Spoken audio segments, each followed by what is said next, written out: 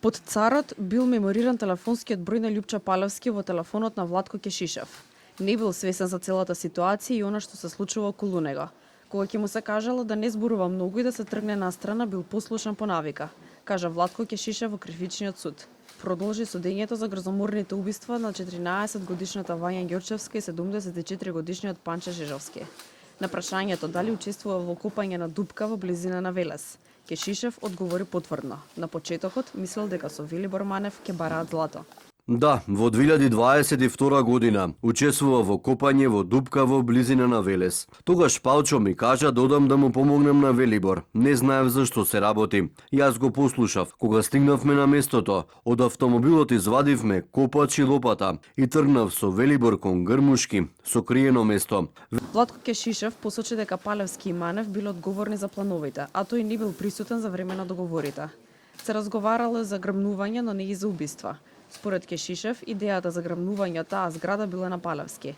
Обвинетиот кажа дека не ги познавал оштетените Ѓорчевска и Жижовски, ниту пак таткото на Вања Александар Ѓорчевски. Јас требаше да седам во Цитроенот, да не го гасам, туку да работи. Тогаш јас имав Моторола, јас, Палчо и Велибор. Ми кажаа да го отворам гепекот и отидовме до Празда. Кога пристигнавме таму, неколку пати се свртев да видам што се случува. Последниот пат кога повторно се свртев, видов дека Палчо држеше пиштол во рака. Потоа слушнав истрел, тап-тап, ама некако тапо. На крај ме викнаа да го затрупаме телото. Го закопавме и стававме стари работи што ги најдовме таму. Палчо избрише лопатата, едниот ашов и копачот.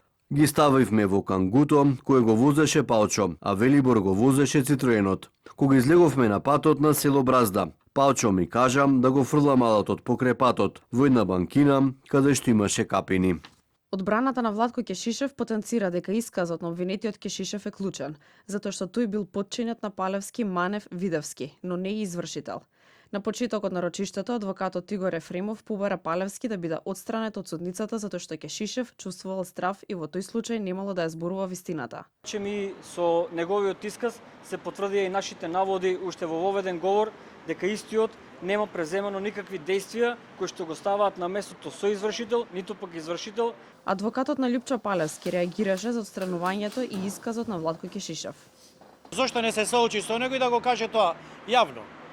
А второ, значи ни еден од нив, нити Велибор, нити Кешишев, кажуваат јавно дека биле таму, ама чуле не виделе. Како можеш да бидеш присутен да не видиш? Судењето за грабнувањето и убиствата на Вања Ѓорчевски и Панче Жижовски продолжува в петок.